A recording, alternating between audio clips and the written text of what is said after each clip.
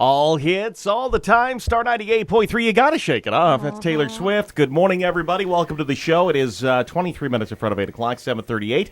And we continue on with our Meet the Candidate segment of the program. We got Deb Rey here with us this morning. Yep, Deb Rey. She is running for Maryland Delegate 29B, right? Yes, ma'am. Good morning. Good morning. Glad to have you in studio. You were here for the primary, and we're glad to have you in studio again. How is the campaigning going? It's going really good. I feel really good about it. We go out door knocking every day, talking to people, trying to understand what issues are facing them. And what's the weirdest thing you've seen door knocking? Do people answer in their? Do people answer in their underwear? Do they? Yesterday, a gentleman answered the door in his bath towel. Yeah. And I was like, okay, here's my information. Have a good day. Vote for me. Wait till you come by my house, Deb. That's funny. Well, it takes me back to a story about Mark Fisher years ago where, was it him and his daughter T? They were doing it, and there was a guy covered in blood, and it was like, and so they called the ambulance, and that was crazy. But anyway, good. Nothing that bad, just a guy in his towel. Right, just a guy. I mean, the campaign's going pretty good for you. What do you think the big issues are when it comes to Annapolis and Southern Maryland right now? Taxes. Mm-hmm. Everybody says taxes are way too high. And then when they hear that my opponent voted for 28 tax increases over the last 8 years, it blows them away. Then they hear, about the potential vehicle miles travel tax. Then I hear there's no truth to that is not going to happen. No, that's not true, because there were two bills passed in the 2012 and 2013 session. I believe it was those two sessions that the Republicans put in and said, we don't want this. Right. They weren't passed. They were introduced into the committee, and it never made it out of committee. Nobody ever saw the bill. But it did get introduced a couple times. Right. Yeah, well, that's a killer for people who have to do that long commute, which is pretty much all of Southern Maryland. And Western Maryland and the Eastern Shore, the rural areas of Maryland. So when you talk tax cuts, and everybody talks about tax cuts, and I get it, because Maryland, we do need some tax cuts, without a doubt. Oh, absolutely. Because with the tax cuts, you have to do spending cuts. Mm-hmm. You have to look at the budget. What are the things that you're looking at when it comes to the budget that you would cut? Well, first we should really look at what the Department of Legislative Services audits and outside audit agencies have identified. Mm-hmm. Let's start there. The Hogan campaign says that they've identified over $1.7 billion in cost avoidance, cost savings. Boyd Rutherford, when he was down here speaking to the Republican Women's Club, he talked about a simple thing like the State Highway Administration paint their trucks white instead of yellow. Why? Why would that matter? The paint is cheaper. The paint is cheaper. Right. How much would it cost, though, to paint them all white now that they're yellow? Well, but when they bring in a new vehicle is what you're saying? Make sure it's white. Right. As you can switch out your fleet and making that cheaper as you go. So white paint is cheaper. Well, that's interesting. How much would we save in that? Did Mr. Rutherford say how much? Say. How much we would save? Well, that's an interesting way to go. One of the big things I wanted to talk to you about, too. One of the constitutional amendments that are on the ballot for November 4th. One is the whole Montgomery County thing, and if and I don't have it in front of me, but if your home rule, something happens with an executive in office, they die or get thrown out, you can have a special election. That's the second one. But the first one that I'm very interested in is the transportation lockbox. Right. And if the people don't vote yes on the transportation lockbox, which is the first initiative that you're going to see on that ballot, is there something that can be done in legislation to work that out? Or is that just because that's a huge amount of money? That is a huge amount of money, and Annapolis raids it all of the time. Is there a way to protect it through legislation if the people don't vote for it? Of course there is. They can make rules on themselves to do things like that. But here's the thing with that transportation lockbox. I talked with Delegate O'Donnell about it because I really wanted to have a good understanding of it. Mm-hmm. He said, basically the way it's written is exactly what they do today. So if we approve it, it's just giving them permission to do what they do today. Well, you have Okay, to have. hold on. This happens all the time in There elections. has to be an emergency. There has to be an emergency declared by the governor, and then it needs. And just because he declares that, then I believe it's 2/3 of a vote of the General Assembly, Which they have today. They Yeah. do that now. They Today? do that now today. This happens all the time, and it drives me up a wall because if you see this in elections all the time, bills will get written in such a manner that if you vote yes, you actually mean no. So here's what I want. I want the transportation lockbox money to only be used for transportation. Right. Why is that so hard? I don't think that's hard, but I think we might want to give ourselves an out. And okay, I know I'm sounding like a politician now. You I are. was- Yeah, you are. But, 'cause- I was asked this question by the County Times. Is there anything I could think of that I would agree to taking the money out of the transportation lockbox and using it for something else? What? And at first I thought, well, okay, Hurricane Sandy. But no, we'd put that towards transportation anyway. But then it's what you guys have been talking about. What if we had an Ebola crisis? What if we had a major health crisis here in Maryland? Right. And that is a possibility for me. But that's So- something that would be a unique situation. Right, exactly. But we can't have the steady rating of the cookie jar that Oh, is I happening agree. right now. Like I we agree. need low income housing in Baltimore, so let's take it from the Transportation Trust Fund. We need to save Right. the snowy owl out in West Virginia. Let's make sure that Maryland helps out there since we're border states, and let's give money to them out of the transport. I mean, it just seems. No, like, I agree with you on that. So- Absolutely. I've asked. So you're saying that initiative that's on the ballot is worthless. You're saying that the number one initiative on the ballot that people are going to vote for, If the they vote yes for constitutional that. amendment, it's nonsense and it means nothing. Well, from my understanding, yes, it means exactly what they're doing they today. can continue to do what they're doing. Yes, because that's- the majority of they have it's a Democrat-ruled majority. Right. A Democrat governor gets in office. I'm not saying that's going to happen this time. Go Larry Hogan. Right, right. But if that happens, then the Democrat majority on both, they have the numbers already. So it's not like they have to come to the minority party and say, hey, you need to help us here. Do you agree with this? You know, we spoke this morning a little bit, and I know that a lot of local Republicans are really supporting the Hogan campaign. What do you think happened yesterday with him and Chris Christie and the not talking about the NRA? I don't know. That's bizarre to me. Isn't it bizarre? It's very odd that he wouldn't say, yeah, I'm happy to have any endorsement, especially from an organization like the NRA. I agree with you. I would have loved to have gotten the NRA endorsement in our campaign.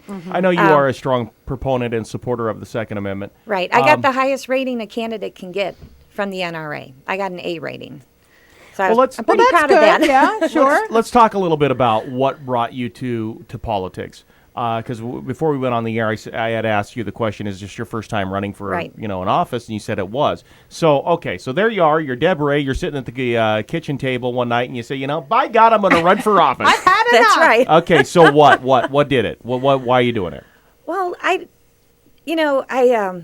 you take a look at government, and it's not working the way it's supposed to.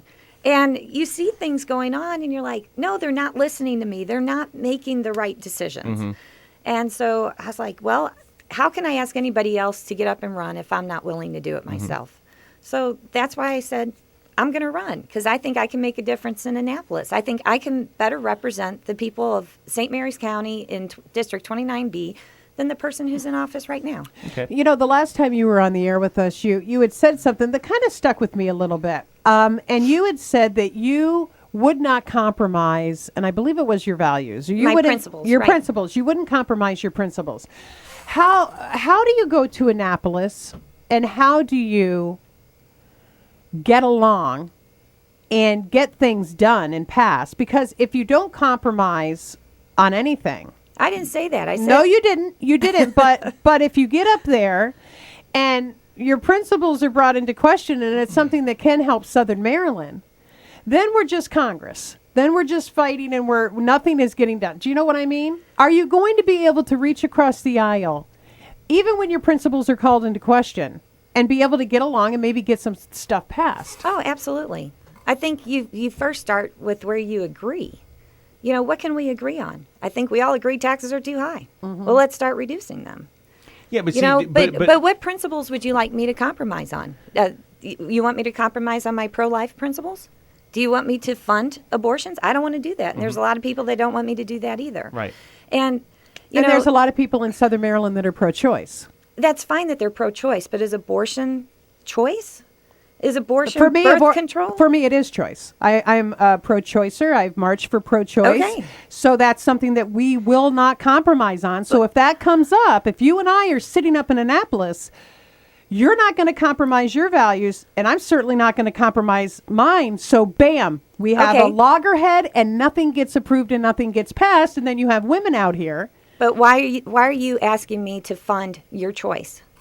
I didn't ask you to fund my choice. But, okay, so there we can agree. We can. You don't want me to fund it. I don't want to fund it. But I don't think abortion's going to be an issue up in Annapolis. Well, we'll see. Well, that's more of a federal but issue. it goes towards. But it let's goes talk towards taxpayer funding of abortions. It's divisive. That's let's Okay. it's, a, All it's an right. item Funding that's of abortion. divisive. Okay, but well, For low-income women, I'm for it. For women okay. who can't afford Well, it. look, here's the deal. As far as principles go, I don't think anybody should compromise their principles. Okay. But I do see in Annapolis, and it's not just Annapolis, it's everywhere in politics, and we talk about this all the time. I think people forget they're on the same team. I like this analogy. It's one thing that you say that I actually like too. You might be playing defense, you might be playing offense, but you're still wearing the same jersey. And I think the federal government has forgot that. I think local government has forgot that. And they get in there and they go, I'm a Republican, I'm going to battle the Democrats. And the Democrats go, I'm a Democrat, I'm going to battle the Republicans. And we, the masses, are stuck in the middle of this washing machine of hate. And I don't. They don't hate each other, I Well, don't think. it's okay. I've seen them shake hands at parades and listen, stuff. They might not live in the neighborhood of hate, but they're right on the border. No. So how do you bridge that? Because you do have to work with Democrats. Something has to get done. But yes, you also have to stick to the values that got you to where you are. Right. So how do you do that? Well, you start by finding common ground. Mm-hmm. You know, let's find a place where we can agree and then work from there. Now, I agree. We need to understand that it's the people of the county is who we're working for. Mm-hmm. And as long as we work together and we get their input, one of the things I think we can do this. One of the things you talked, and I think you're spot on correct, by the way, you talked about taxes. We are taxed to death in this state. How long until St. Mary's County and Calvert are part of the rain tax? Well, do you think? I think it's going to happen next year. Yeah, do well, you really listen. that St. Mary's and Calvert will be part of the rain Well, tax? at least St. Mary's, we're over the threshold for the number of We're over people. 100. Well, Brown was all adamant about that. Oh, it's not a rain tax; it's a wastewater management, and it's simply based on population. Well, if it's based on population, guess what, boys and girls? It's coming our way. Yeah, Right. St. Mary's County especially. Yeah. Okay, so there's that. Yeah, there's another wonderful tax. When I hear from politicians who go up to Annapolis, and if you are fortunate enough to get there, I'm assuming this is what you will hear as well.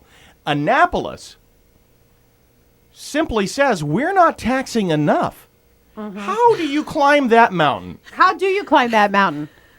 When you have the president of the Senate in Annapolis saying to commissioners in Calvert County, you're not taxing your constituents enough. Don't come crying to me. I'm paraphrasing. You're not taxing your constituents enough. I'm not paraphrasing. That's a quote. No, you start by working where you can find common ground. I know this sounds silly. I keep going back to that. No, but I think the first thing I would do is take some of this soundproofing you have on your walls and put it on my walls, so when I beat my head against it, it's, I know, right? It's cushion.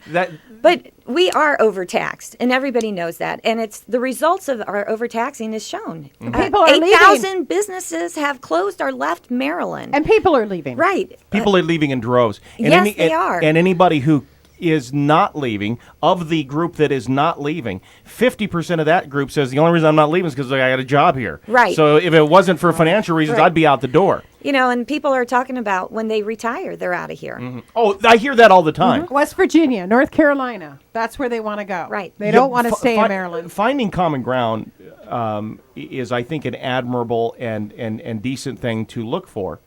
I don't know that you're going to find it. honest to God. Because if I'm having a conversation with somebody, say the speaker or whatever, the head honcho up there, and I say, listen, we're having trouble, and he says, well, you're not taxing enough. I don't know where to go from there because you might as well be on Mars. Well, then we start looking at tax cuts. You know, one of the problems in Annapolis, as you know, is they don't prioritize their spending. We need to look at ways to cut, and like I already talked about, the $1.7 billion in cost avoidance, cost savings that we could do.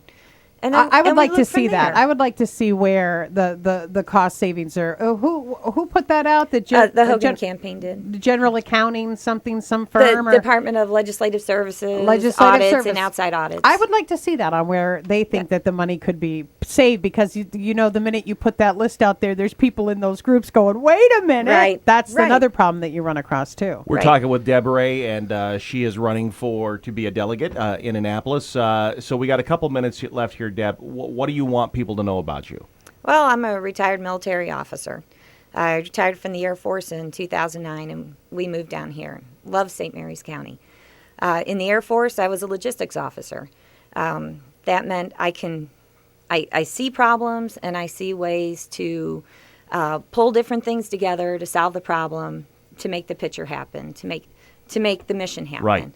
And I believe those are the kind of skills that we need in Annapolis. So that's what I'm going to bring when I'm elected as delegate. Okay.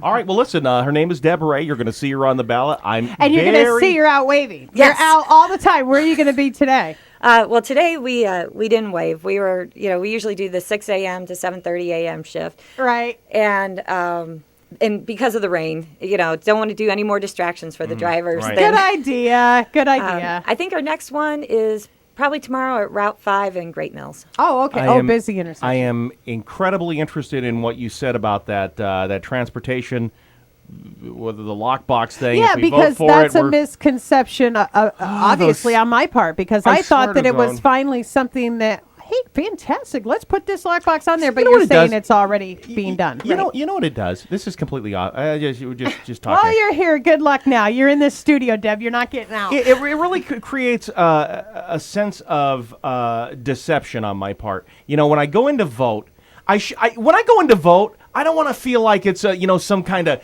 high-tech legal maneuver. Right. Right. Vote yes if you want it to be no. If with you the mean yes no, voter. vote yes, because then the chalice with the palace has the brew that is true. I just want to vote, man. It's so deceptive. I just get wore out from that. And I think that's what leads to a lot of voter apathy. People just go, to hell with it. I don't know what the hell they mean. I'm not a lawyer. I can't do this. Forget it. I think you're right. I think that does happen. And especially with the midterm. Are you worried about people coming out and voting? I mean, are you worried about the numbers? Well, I'd like to encourage everybody to come out and vote. Early voting starts tomorrow at the Government Center from 10 a.m. to 8 p.m. Right. So, 8 days of early voting. Maybe that's something else we can cut. Well, that's a whole other thing, yeah. I'm not a fan of early voting. But, and I know other people are. I know a lot of politicians are a fan of early voting. I'm just not. And if they want to see change in Maryland, if they want to save Maryland, bring the jobs back, lower taxes, cut the spending in Annapolis, you can't put the same people in office that were there, that created the problems. So you need to put a good team in there, and the team of Ray, Morgan, O'Donnell, and Waugh will get it done for you. Okay. All right. All right, listen, thanks, Deb. Free plug. Thank you, Deb. Thank you for taking time out this morning, coming in. I appreciate it. Appreciate it. So get out and vote. I know it can be kind of disheartening in some matters, but get out and vote. 5 minutes in front of 8 o'clock, 7:55. Let's check the roads.